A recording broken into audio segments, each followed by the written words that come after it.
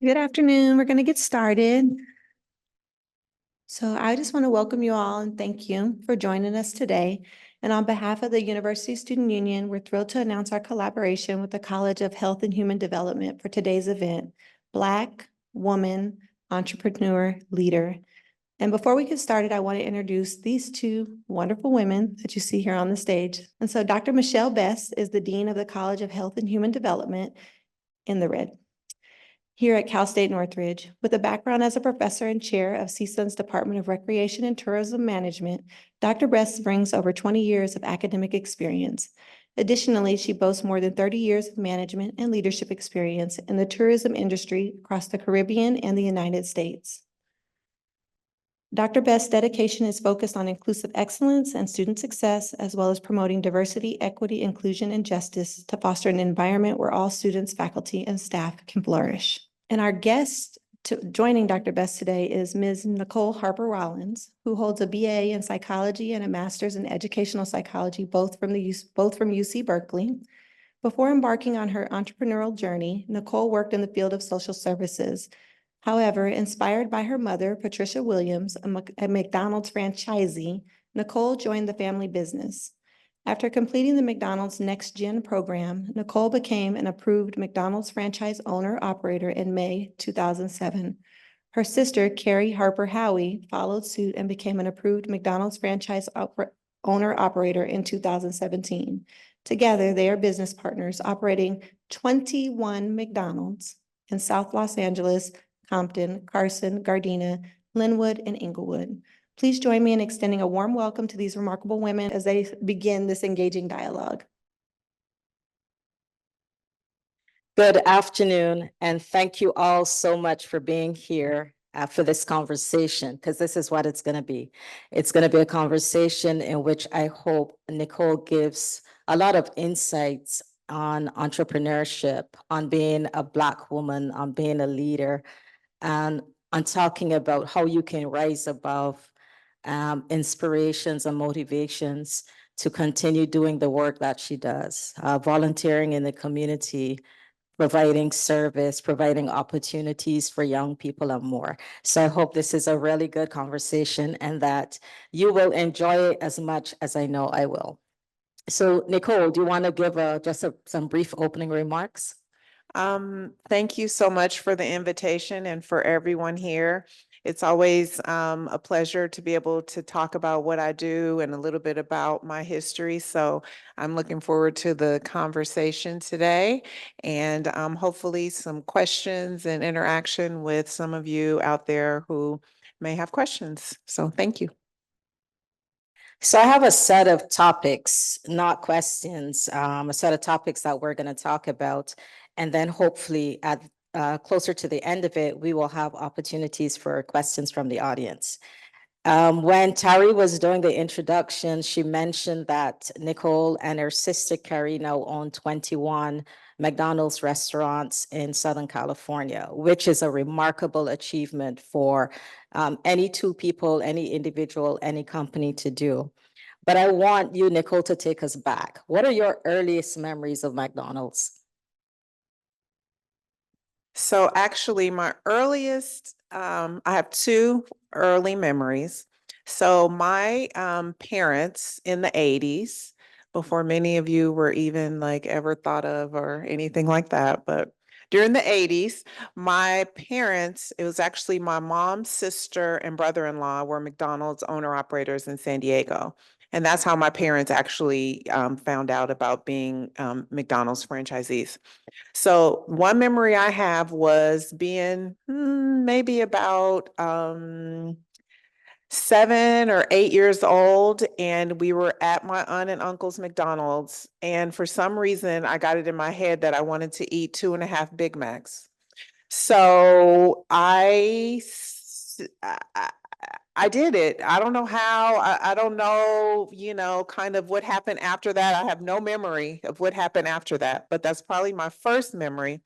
Then the second memory I have of McDonald's is being in grammar school in the 8th grade, and my parents would bring McDonald's to the school, and everybody was so excited about it. So it was fun for me to be able to be the kid whose parents brought McDonald's to the school. So those are probably the two first memories I have. And I'm sure at that time you weren't thinking that how many ever years later you would be sitting on a stage having a conversation, being an entrepreneur with so many of these restaurants.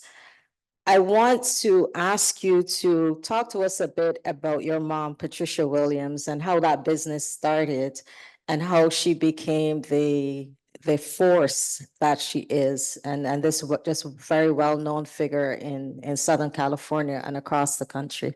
Sure. My story begins with her. So my mom was born in New Orleans in the segregated South. So she grew up in segregation, came to Los Angeles to go to college. And she was finished college, got her bachelor's and master's degree in rehabilitative therapy. So she was working for the state of California as a rehabilitative therapist. She was married. My father was an LAPD officer. And as I said, my aunt and uncle were McDonald's franchisees. So my parents decided to quit their jobs and go into McDonald's. This was in the later 80s. So everything was great. They got their first restaurant in Los Angeles. It was doing very well. Because they were doing so well, they got a second restaurant in Los Angeles. And shortly thereafter, life happened, and my parents were going to get a divorce. And so at the time, my mom was very involved in the operations of the restaurant. So she was the one really kind of working in the restaurants, every day. So she was able to petition to McDonald's for them to allow her to continue on as the franchisee. So she actually bought my father out of his interest in the business at that time and became one of very few single women franchisees. And she had quite a few challenges to getting those restaurants, again, having to convince McDonald's, also having to get funding. It was very difficult for her to find a bank who would, finance her for these purchases. But she, as I think you said, is a force, was a force, and she just would not be deterred. So she got everything done. So she went on to have the two restaurants. She operated them for about close to 9-10 years. And then she had an opportunity. McDonald's had a program back then where you could go into partnership with McDonald's. So she went into partnership with McDonald's and kind of, for lack of a better term, traded in her two restaurants and got 5 restaurants. And then from there, just kind of slowly, grew and grew her business. As Mechelle said, never as that little girl did I think that I would come into the business. My mom never pushed myself or my sister to get into the business. We both went on to have other careers. And once we decided, it was me first who decided to join the business. At that time, in 2000, she had 8 restaurants. And so I joined the business. McDonald's has a program called the Second Generation Program for children of people who are franchisees. So I went through the program and I became an owner-operator in 2007. At that time, I had 2 restaurants separate from my mom, actually at the LA airport. So I worked my 2 restaurants and mom was kind of doing her thing. And then in 2012, we joined together as one organization. So when I think about my experience, I just had the benefit of having this woman as a role model, not only for me as, a person on the personal side, but in the business world of just not letting anything stop you, being very determined, having she requires excellence, right? So in everything we do, it's about being excellent and being successful and just striving for what you want. Unfortunately, in 2017, my mom was diagnosed with Alzheimer's. So in 2019, she retired from the business. At that point, my sister had already joined. So now my sister and I work together. And so, as I said, in 2007, when 2003, 2000, when I joined, she had 8 restaurants. And so under my sister and I, since getting involved, we've grown to 21 restaurants now. Just remarkable. And on that note, I'm going to ask what it's like to work, first of all, with your mom as a business partner, and then with your sister as a business partner. And how do you keep the personal separate from the professional? Or are you able to do that? Right. So working with mom was great. She was such a well-respected and very involved business person. So I really learned a lot about how to be involved in the McDonald's business, how to, work the politics of the business. I think one of the most important lessons that she taught me is about how to be fiscally responsible. People kind of don't have an idea of how it works as a business person. So, you'll see headlines, you'll see things of how many millions of dollars, come into a business.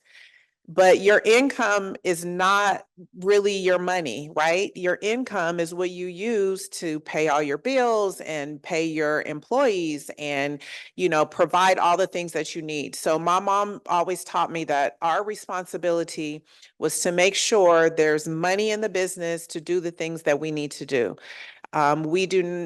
She really focused on making sure we don't operate with broken equipment. We don't operate with not letting people have the things that they need to be able to get the job done. So that was one of the great lessons that I learned from her, was really about focusing on the finances and being fiscally responsible. As far as the operation, she was very kind of hands off with me. I think she didn't want it to be like you're the boss's kid, right? So I did everything that everybody else does. I, worked fries my first day, and I managed shifts, and I managed a restaurant, and she always had someone there to supervise me. So she wasn't really directly involved in my learning that side of the business. And so I think I have a lot of kind of the old school ways of my mom, because I learned from her. So when my sister got involved, she was a practicing labor and employment attorney for 13 years prior to coming into the business. So that is very helpful. However, it comes with a lot of rules. There are like so many employment rules, and especially being in California. So it's very interesting, because I am kind of at this point, like the past, I think, in the way that I think about the business. So my sister constantly challenges me on, thinking differently. Like, we can't do the things that we used to do back then. Like, we have to make sure we're following all the rules and doing the things that we need to do to be a business in the state of California. And so we try, it's very hard not to let the business seep into the personal, just on the just on because of the fact that, we're constantly talking about business, whether we're at home on the weekend or whatever we're doing, it's like, oh, such and such called, or this is going on. But we try not to allow the personal, I guess, to interfere with the business. So I think the business probably interferes with the personal, but we try not to allow the personal to interfere with the business.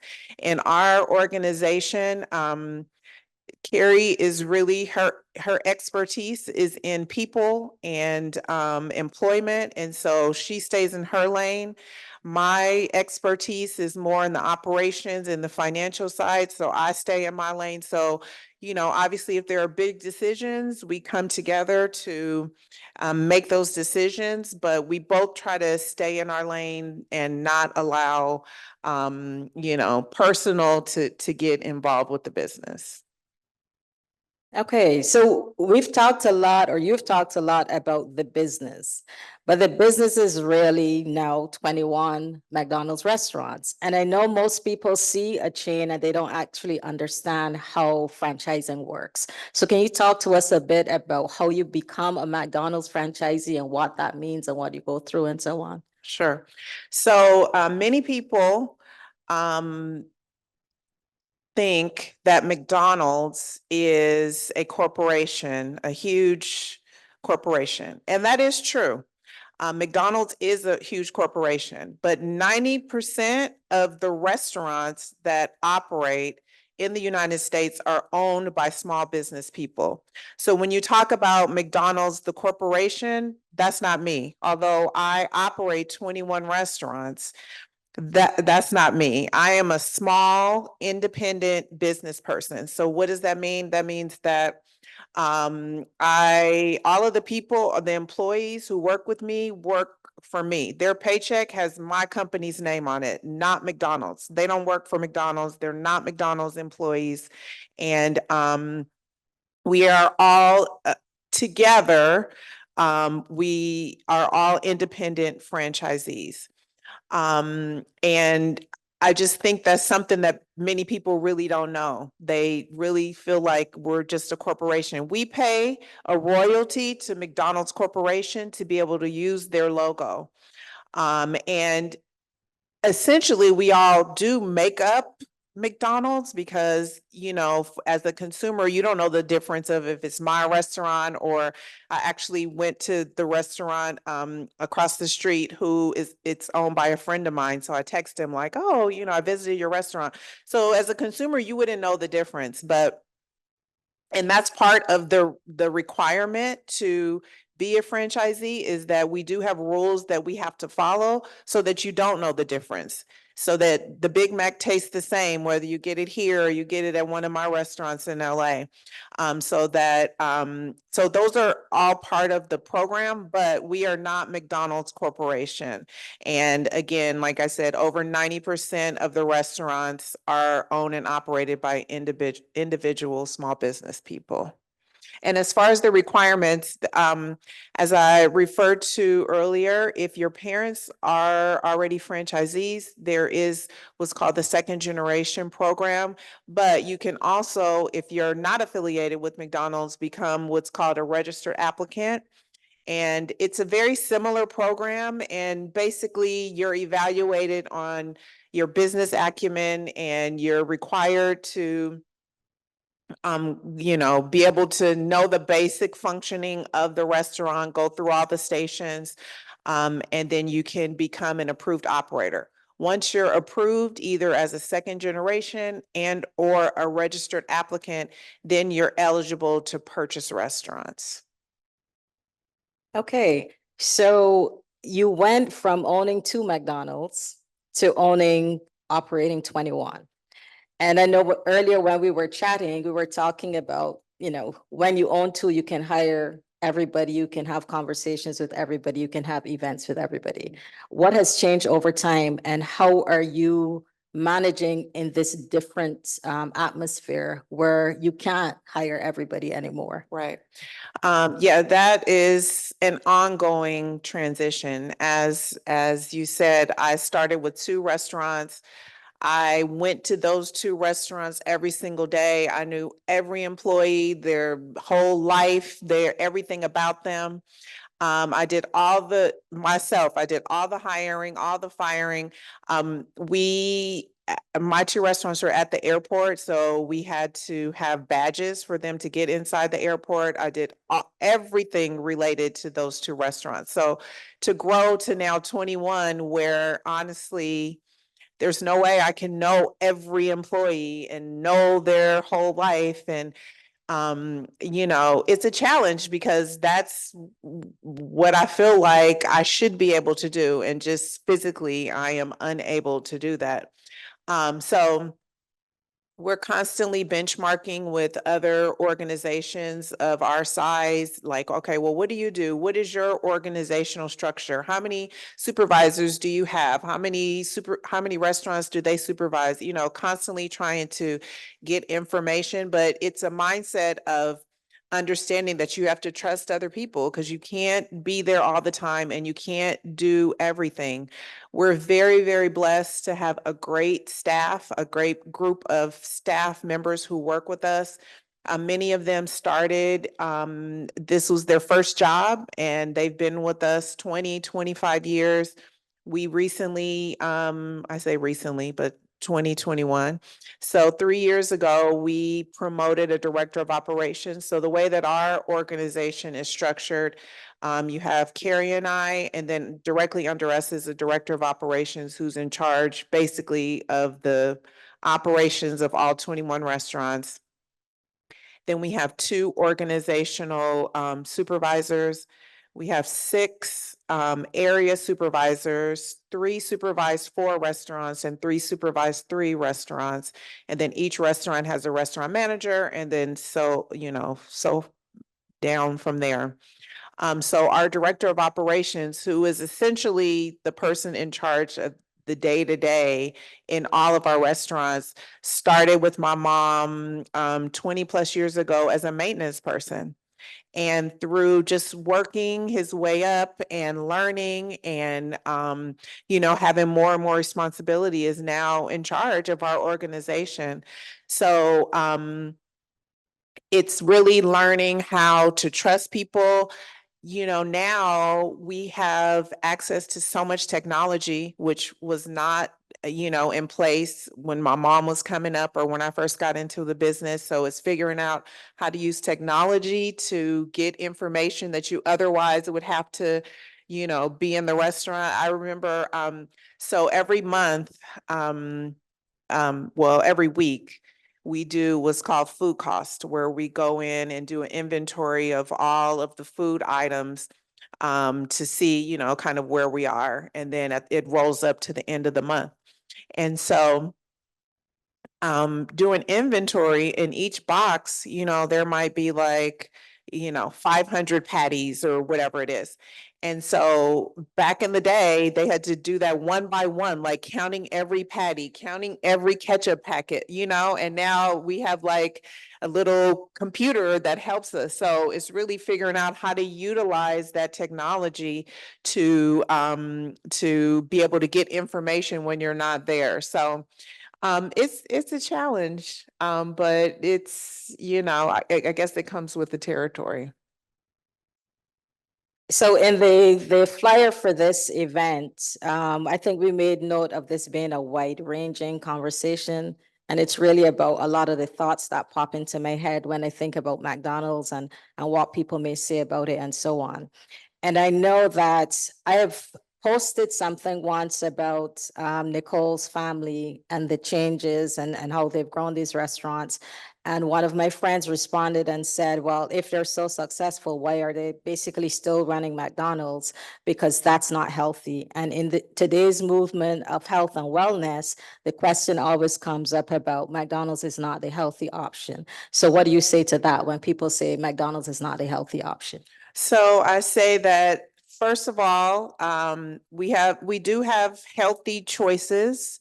We have, oatmeal, and we have whole eggs in our restaurants. All of our beef is 100% pure beef. So there are options. So that's my first answer. My second response would be, I come from a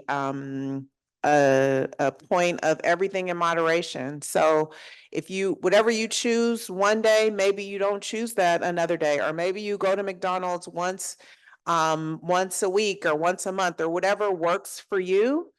So that's my second response. And then my third response is, it's very curious because when people talk to me about health or healthy options, it's almost like we're in a different category from everyone else. So people have expectations of us that they don't have of other fast food restaurants. So it's very curious. My first question is, so do you not eat any fast food? Because if you do, then what are the reasons that you feel one is healthier than another? I remember when we first were required in California to post calories on our menus, and we were all freaked out, like, oh my God, what's going to happen? We have to have all this information. And I was actually surprised because some of the other items at other competitors, whether it's coffee drinks, whether it's smoothies, when you're looking at calorie content, they have just as much, if not more, than some of the items that we have in our restaurants. So, I'm always up for the conversation. I just hope people will compare us to everyone else and not, make us different than anybody else. And I know that there are other things you do that support communities and support people and so on. And a part of that is also health and wellness. So can you talk to us about the kind of community work that you, your sister, your mom, entire organization does? Yeah, so we operate restaurants in South Los Angeles, Compton, Carson, Lynwood. So traditionally neighborhoods that don't have access to lots of resources. And that was always something that was important to my mom. Her thought was that we always need to, my sister and I are born and raised in Inglewood. So it was always important for my mom to provide a place where people could go and gather, a community place. She was very insistent that as far as the physical plan of the restaurant, that we always keep it clean and that we provide service to people in those communities that other people get in other communities. So the idea of community providing jobs to people in those communities has always been something that's important to us. We do support lots of local, on the restaurant level, local churches and schools with fundraisers and things like that. We are very involved with the city of Compton. So we support a lot of their events that they have, their Christmas toy drive giveaway. And then, on a personal level, my sister has 2 small children. So she does a lot of different things with children's groups. She's involved in Jack and Jill. So she does a lot of things with, Jack and Jill. I am,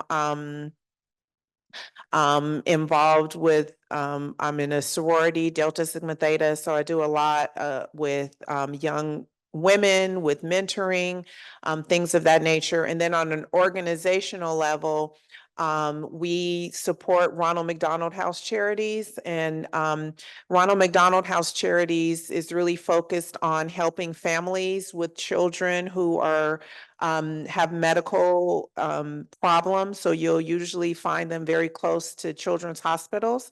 So we really support the Ronald McDonald House. Both my sister and I are both on the board for Ronald McDonald House.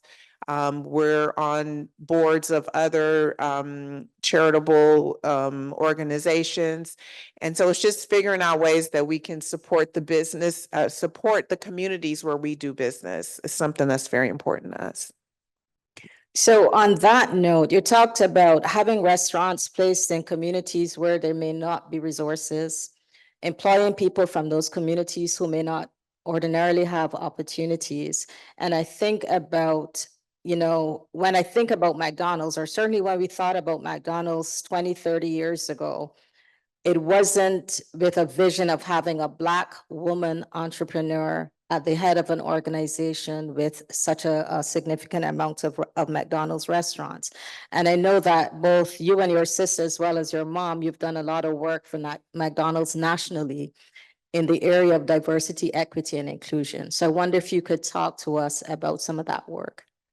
Yes, so I think one of the questions or comments that I get when I'm speaking about what I do is, oh, I didn't know Black people own McDonald's, or I didn't know women own McDonald's. So I feel like even just talking about what I do brings light on to, the opportunities. And then both Carrie and myself are involved in the national marketing. So in McDonald's, each diversity group. So first of all, in McDonald's, there are diversity groups of owner operators, whether it's African American, Hispanic, Asian, women, LGBTQ plus. I think hopefully I said that right. And so we have specific marketing committees that are focused on marketing specifically to those communities. So it's about, for African American, which I'm a part of, we really work to, we have a program called Black and Positively Golden, which focuses on educating the community about what we do and who we are and the opportunities that are available. Also, both Carrie and I have been involved in the franchising. Just again, franchising has featured our story as demonstrating the opportunity for African American and women to get involved in McDonald's. So anyway, we can talk about who we are and what we do and demonstrate, that ability is an opportunity that we relish. So we've known each other for a while, and I know that from our conversations and the way you speak of your mom, the way you speak of your sister, you're very much inspired by the two of them. But who else or what else inspires you? I think obviously, as you said, on a lifelong basis, my mom, but on an everyday basis, I'm really inspired by our employees. It's so surprising. I have the opportunity to work, nationally on lots of different committees, and we spend so much time thinking and planning and organizing for one little change that you might see as a consumer has been vetted and talked about and changed and debated for hours and hours and hours. And I can literally go into my restaurant and say, hey, we need to do this, and an employee can figure out an answer in 5 seconds. So there's just so much talent and just great energy. It's wonderful to be able to walk in the restaurant and see that people are happy and engaged. So that is an inspiration to me. And I would probably say also my nephews.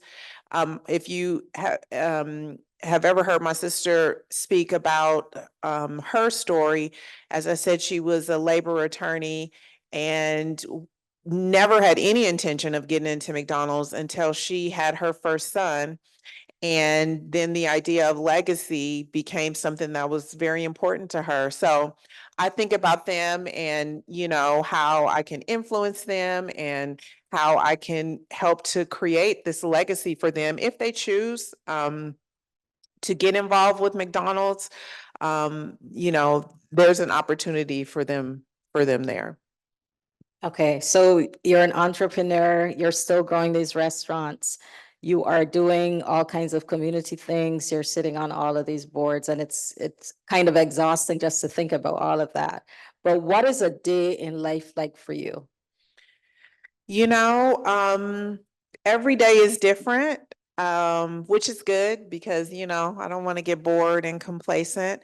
But our office is in Carson, so my day usually starts at the office. If there's something specific going on in the restaurant, then, I'm out visiting restaurants. We schedule every quarter at a minimum to be at least spend time in the restaurants, just solely focused to talk to employees, engage, and kind of, see what's going on, get a pulse. As you said, lots of meetings, whether it's through the community or different things that we're doing, or McDonald's meetings. McDonald's headquarters is in Chicago, so lots of travel. And yeah, it just kind of depends on the day, or being here with you guys. And that's always a good thing. Hanging out together is always a good thing. So this is my last question for now, and then I'll open it up to the audience. What future do you envision? Ooh.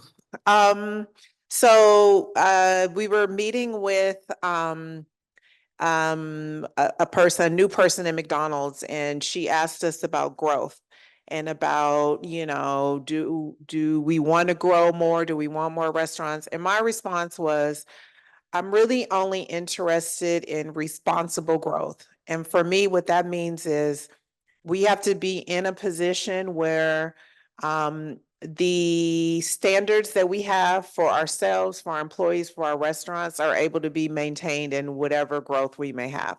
So we're always open, but it's not something that we're necessarily looking for.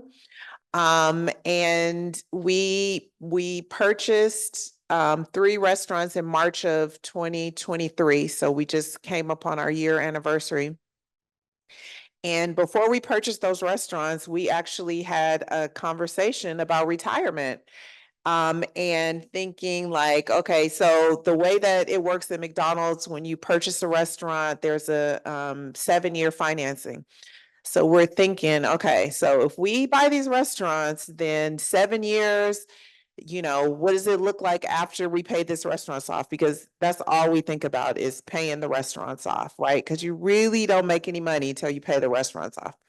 And so we're like, okay, so what does that mean? 7 years? Okay, I'm gonna be how old? And what are we thinking about? And so we're talking through, kind of what does retirement look like? If there are other growth opportunities, what does that mean for us? And for me personally, I'm looking forward to the retirement. I'm looking forward to not having the responsibility of 21 restaurants at some point. I actually last year, something that I am very interested in doing personally is getting on a corporate board of directors. So I had an opportunity to take a class last year for women on boards. So that is something I would look into, not necessarily once I'm retired, maybe, in the next couple years or so, but that's something that I am interested in doing. Retirement sounds really good for me too. So, we'll see how that goes. Whenever I say that, people kind of chuckle, like they don't believe me. But the beach is a good attraction. Okay, are there any questions from the audience? I see 2 hands, so Larry and then, yeah.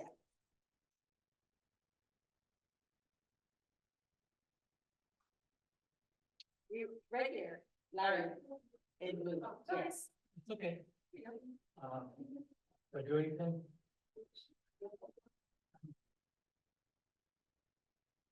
Wow, you have such a great story. It's amazing what you and your sister and your mom accomplished. I'm wondering, I just have a couple questions. Actually, I have a lot of questions, but I'll start with 2. Did you ever start a restaurant from the ground up? And the other one would be, are you and your sister unicorns out there, the only ones of your kind that are not of your kind, but to have 21 restaurants? Or is that more common than you think for people to have multiple restaurants? So to answer your second question first, it is actually more common. Probably 2016, we got a new president of McDonald's Corporation, who has been promoted to the CEO of McDonald's Corporation. But his vision when he came in 2016 was actually to have less operators with more restaurants. So over time, that has happened.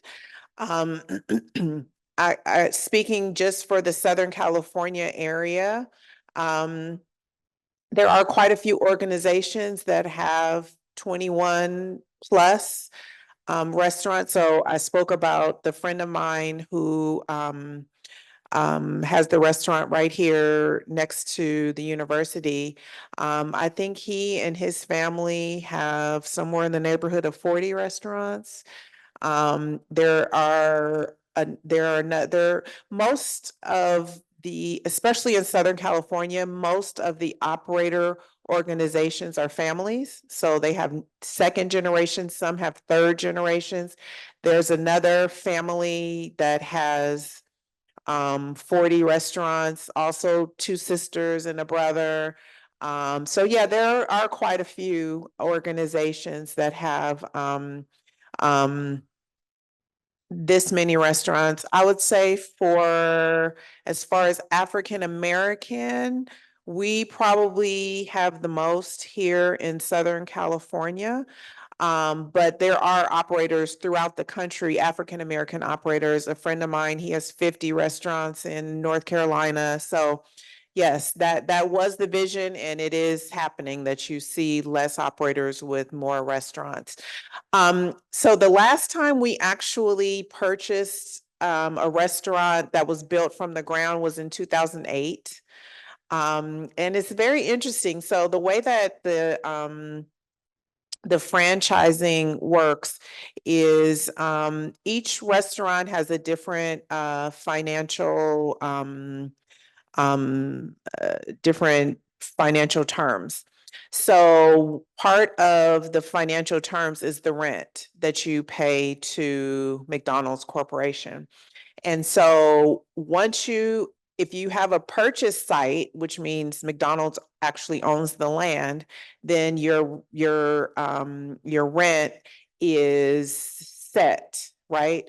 If you have a leased site, which means that McDonald's is leasing it from somewhere else, then your rent depends on whatever the rent is. And as we know, rents escalate, right? So the majority of the owned sites are the older restaurants, which were built years ago because there was more land available and McDonald's was buying land.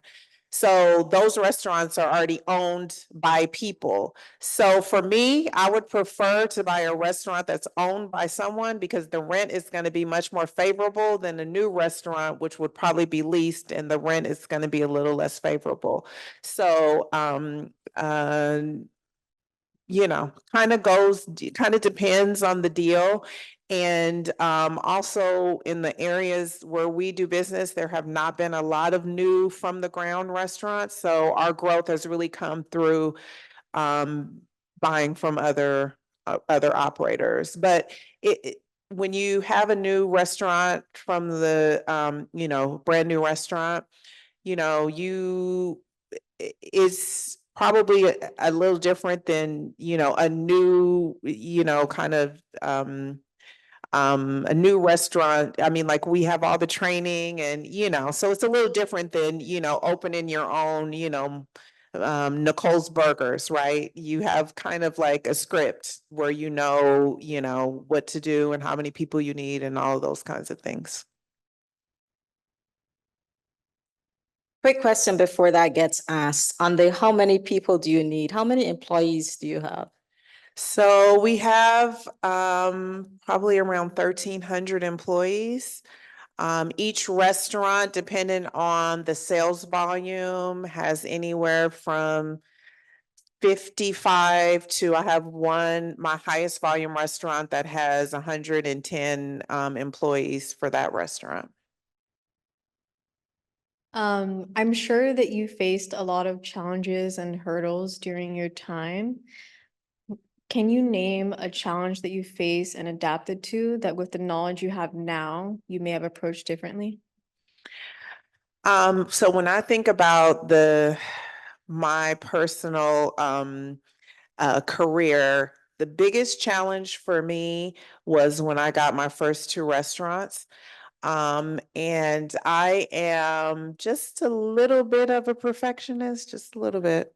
So I was very, everything that happened was like, this is the end of the world. So I had it was very stressful for me.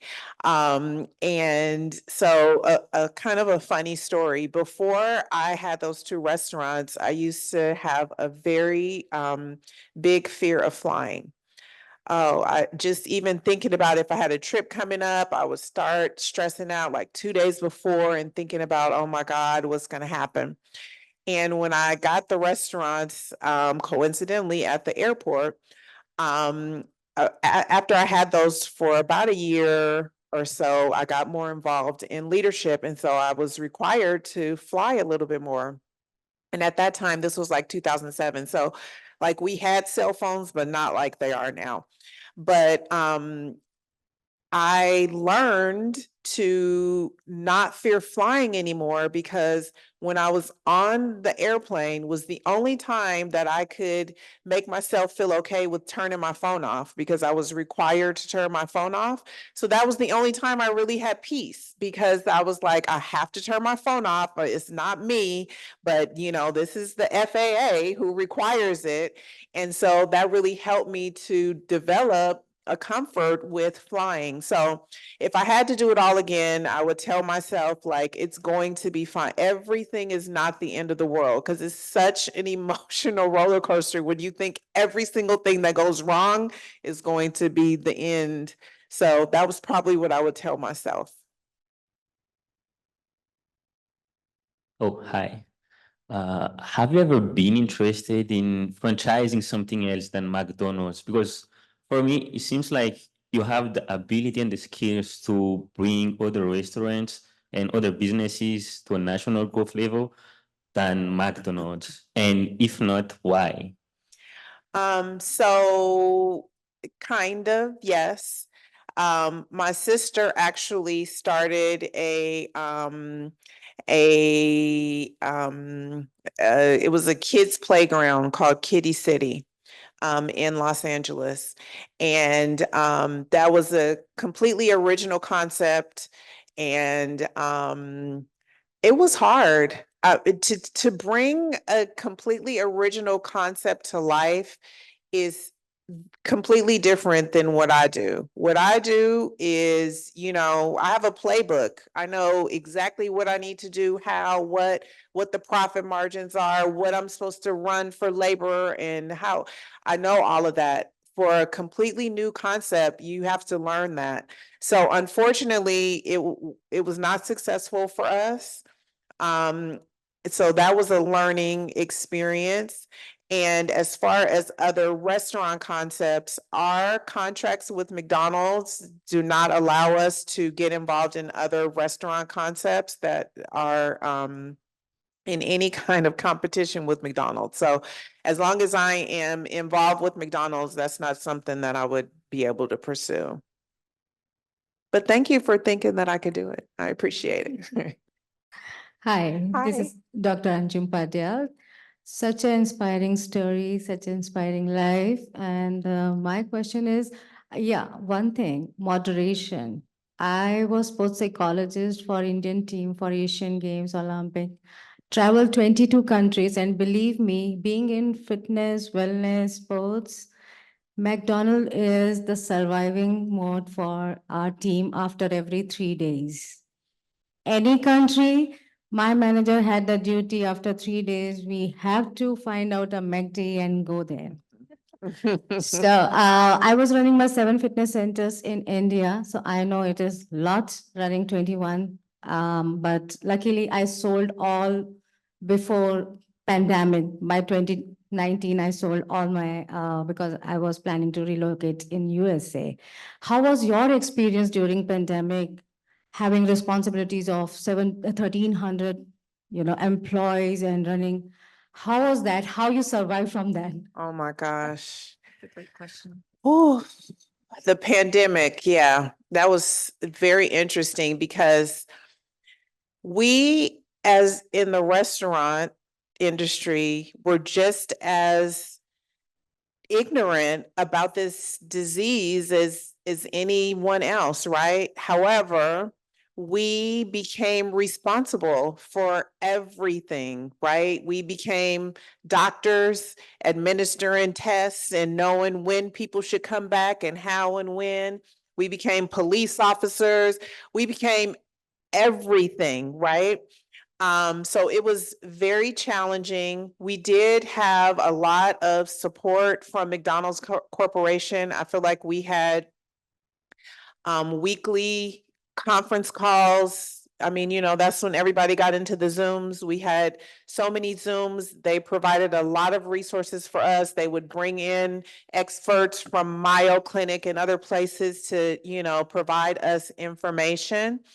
But it was very scary. You know, one thing that people don't really, I don't even know if they know, but COVID is not a foodborne illness. So in theory, it's not transmitted through food. You can't get it through people who are making your food, but somehow it became about, you know, restaurants and, making sure, and is it clean and is it, sanitized, and we had to brush up. Thank goodness we had most of our routines in place, but we had to be very stringent on making sure we have logs for when you clean, and and then again, there was so much miss or just non-information because it was all new about when you have someone who turns out positive, what do you do? And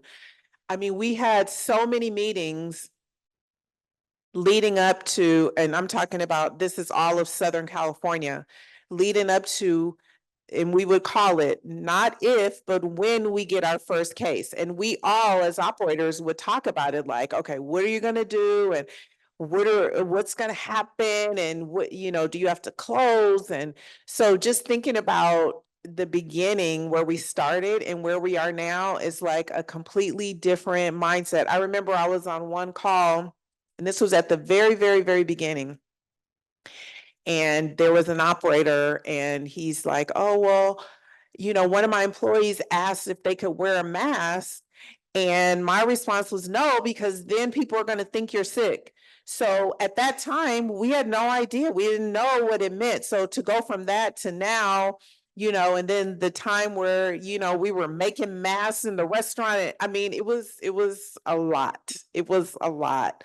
But, when I think back to that time, it was my sister, my mom, myself, my husband, my brother-in-law, and the kid and my sister's kids. We did so much together. So sometimes I do think back like, oh, we were always, hanging out together because we were the only people who could hang out together, right? So I do think about there's always something positive, right, out of all of the mess. But it was scary. It was very scary. Hi, I'm so happy that you're here. My name is Frankie Augustine. I'm a professor in the Department of Health Sciences. I'm the Dean's Fellow for Racial Equity. I am also the Senior Strategist for Inclusive Excellence in the President's Office. I have a three-part question, hopefully all related. I've been doing some reading and going online and looking at McDonald's and how it's changing technologically, and they're going to be McDonald's if they're not here already, where you're not even engaging with the person. You drive up and then it goes down a chute, your order, and you pick it up at the other end of the drive-through. And I wanted to hear about what you thought about that. Second is I'm a 70s baby. And so I remember McDonald's, as she was telling you, was an experience, right? Have the meals gotten smaller? I mean, the Big Macs, or is it me because I was little with big eyes? So that was my second question. The third question, you mentioned the pandemic and, people talking about the affordability of McDonald's, used to be, there were specials, 2 Egg McMuffins for $1.99. And I saw recently 2 Egg McMuffins for $6.99. Because you're responding to what's happening in the country nationwide. Do you ever see that price point going back down, or do you see it staying where it is as we get used to this new way of being and moving up from there in terms of price? So I won't say never. However, it's highly unlikely that price points will go down. You know, we are just trying to keep up with whatever is going on. I'm sure most people are aware, effective April 1st, all fast food restaurants in the state of California now pay $20 an hour minimum wage. So it's not likely prices will go down. As an individual operator, I set my own prices. So I set prices for my restaurants, for my communities, for, you know, what's going on in my restaurants. And it's something, you know, we have assistance with technology that helps us evaluate kind of what works for us. And yeah, it's, I don't see that going down, but hopefully, you know, what I really notice is that, value is really about the experience. Do you get what you want? Is it hot? Is it fresh? Is it a nice person who serves you? Was it quick? And if we try to offer a price that's going to be equivalent to the value of the entire experience that you receive, while also balancing the you know, requirements that we have to be able to be a profitable business, right? Obviously, we do sometimes run specials. A lot of our different discounted items are now through our app, because we are trying to get more people to engage on our app. So as far as technology, what we did see during the pandemic, there were much less people in our dining rooms. And honestly, people have not returned to our dining rooms at the rate that it was before the pandemic. A lot of people got affiliated with delivery and some of the other things that we offer from a technology perspective. And we're just really trying to keep up with the industry.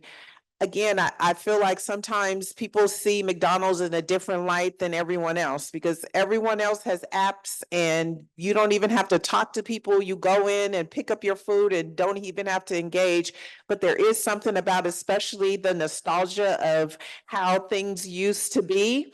And so it's always a balance for us to try to meet people with that nostalgia, but at the same time, keep up with the times of what's going on in the world. The meals have not gotten smaller. The burgers have not gotten smaller. And actually, so the quarter pounder is still a quarter pound of meat. And the hamburgers and Big Mac, those are a 1/10 of a pound. We call them a 10-to-1 patty, because it's 10-to-1, and that's still the same. It hasn't changed, but it is interesting. So I have 2 restaurants that are in parts of the county that have a different legislation, and so we have different packaging. And so in those 2 restaurants, our fries don't come in the traditional box, the carton, red carton that everybody's used to. They come in these white bags. The same thing with the nuggets. We don't have boxes for nuggets in those restaurants. And so people come in and they're like, this is not a medium fry, because we're so used to, you know, seeing it in that carton, but it is the exact same amount. And, you know, so again, I think that it's balancing that nostalgia with keeping up with the times. And I'll give you a quick story, because you say you're from the 70s. Everybody remembers the fried apple pies, right? So many of people my age, because I'm your same age, from the 70s, 80s, that's all we could talk about was the fried apple pies. And so we rallied for McDonald's to bring back those fried apple pies, and nobody wanted them, because the people, the young kids, they're like, no, we don't want this. We are used to our baked apple pies, right? So it's really just always a balance of figuring out how do you balance that nostalgia, but keep up with, what's going on now. We have time for one more question. Thank you so much. My name is Annette Besnoy and I'm faculty here in nutrition and dietetics. And my question is actually a continuation of what you just mentioned. My first question is, how much control do you have over the menu? And the second part of it is, what happened to the salads and more menu? Do you know? I wasn't sure if you were involved at that time when there were so many different salads and options. So there is a committee. At McDonald's, there's a committee for everything.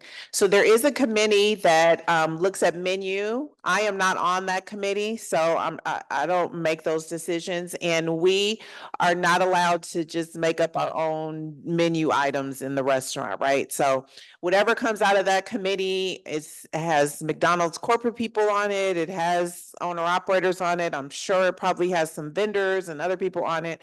And they kind of make the decisions. And the salads and more. So part of what happened during COVID, we did simplify our menu and we no longer have salads and some of the other items. And it's very interesting. So we do have people who ask for that, but that's not the majority of people. I remember when I first came into McDonald's, we had veggie burgers.